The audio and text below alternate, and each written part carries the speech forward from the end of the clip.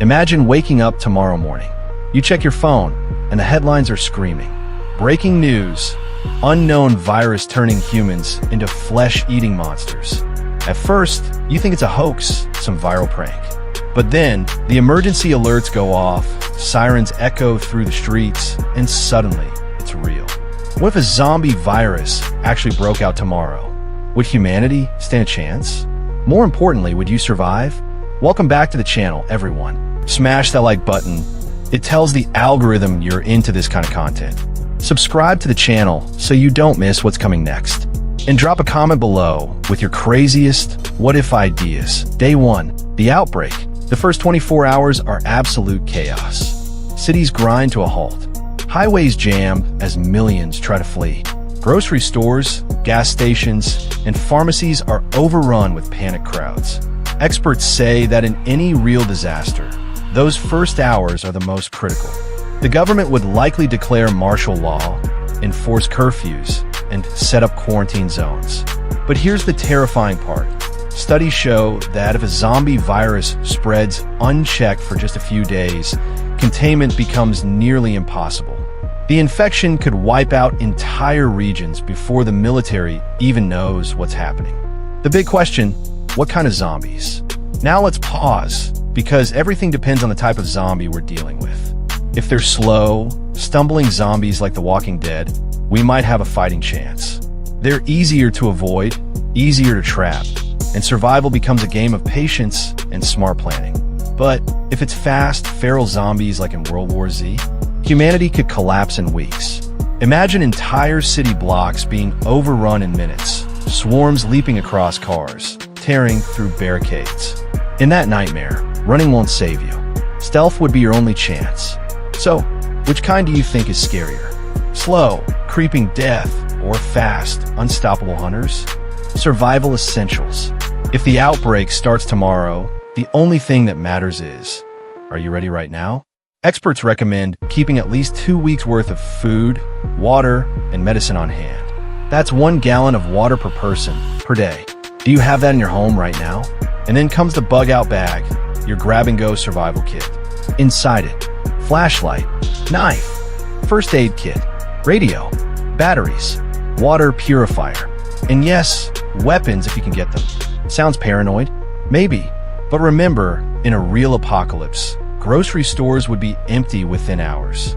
What you already have is what you'll live on. The military's role. At first, governments would scramble to respond. Tanks in the streets, helicopters overhead, soldiers pushing people into safe zones. But history tells us something chilling. In every zombie outbreak simulation, the military only buys time. Unless the virus is crushed immediately, numbers spiral out of control. Entire armies could fall in days as soldiers are bitten and turned. Would the military survive? Or would they become just another horde? Community versus lone wolf. Hollywood loves the lone wolf survivor, shotgun in hand, walking through the wasteland. But real experts say that's a death sentence. In reality, survival comes from community. A mechanic, a doctor, a hunter, different skills combined make the difference between life and death. Of course, not everyone will be friendly. In every collapse, there are always raiders, looters, and desperate people willing to kill for supplies. So your group needs trust, strategy, and defense. Long-term survival. Fast forward a few months. Cities are abandoned ruins. Gasoline has gone bad. Power grids have failed. Survivors are cooking over fires, riding bicycles instead of cars, and trading batteries for food.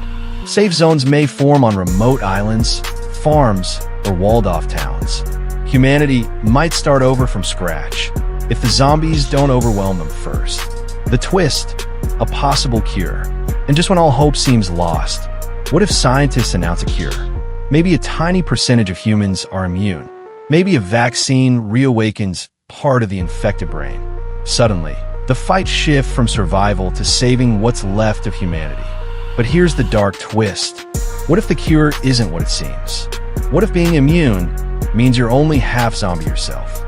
So, if a zombie virus broke out tomorrow, the truth is simple. Most of humanity wouldn't make it. But a prepared few, those who can stay calm, adapt, and work together might just stand chance. The real question is, would you survive? Would you barricade yourself in a mall, escape to the mountains, or fight it out in the city streets? Drop your survival plan in the comments. I'll be reading them. And if you enjoyed this What If deep dive, smash that like button and subscribe for more apocalyptic breakdowns. Because next time, the apocalypse might not be fiction. At first, you laugh. It must be a hoax, a prank, some viral marketing stunt. But then, your phone vibrates again. Emergency alerts.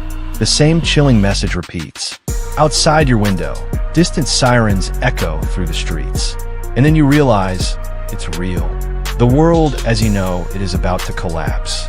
Panic spreads faster than the infection itself. Supermarkets are overrun. Highways are jammed with desperate families fleeing cities, and governments scramble to enforce martial law. No one knows where the virus came from, an experiment gone wrong, a bioweapon, or something far more sinister. What's clear is simple. When bitten, a person doesn't just die, they transform. They become predators with one purpose: consume the living. Now imagine yourself in this chaos. Would you hide? Would you fight?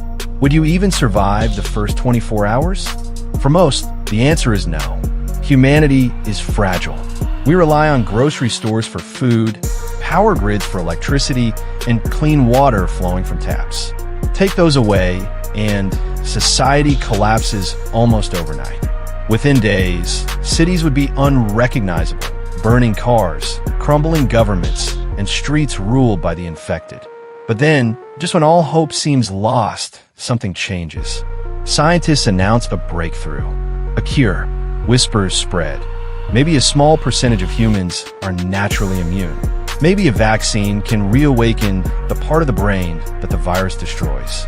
Suddenly, the fight isn't just about survival anymore. It's about saving what's left of humanity. But here's the twist no one expected. The cure isn't perfect. Being immune doesn't mean you're safe. It might mean you're only half zombie yourself.